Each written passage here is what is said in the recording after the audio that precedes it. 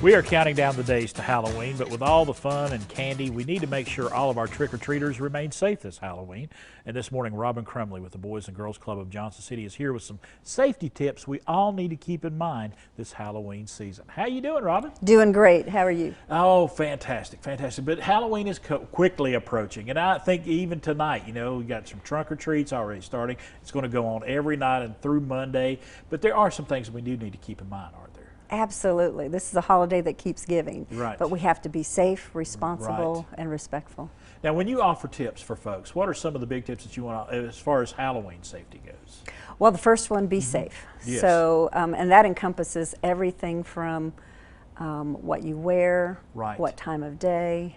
So one of the things is kind of like your costume and reflective tape and those glowworms that you can Yes. put around your wrists and everything else. And it's be safe, be seen. I mean, Absolutely. if you can be seen, it's your level of safety is going to be rising up there. And of course, if you've got children under the age of 12, you need to have a parent out there with you. Absolutely. We're required to do that, Right. to be more safe, but it's also just good practices. Yes. You know, our kids are excited and they want to do different things, and they need that adult to kind of keep them on track.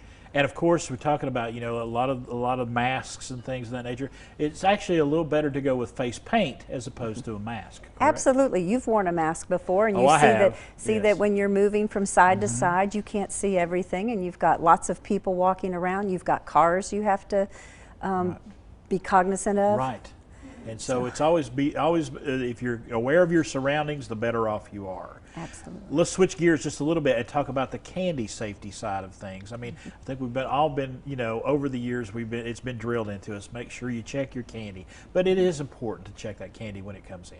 Absolutely, Yes. and it's not something to be afraid of. It's just something to delve into. Yes.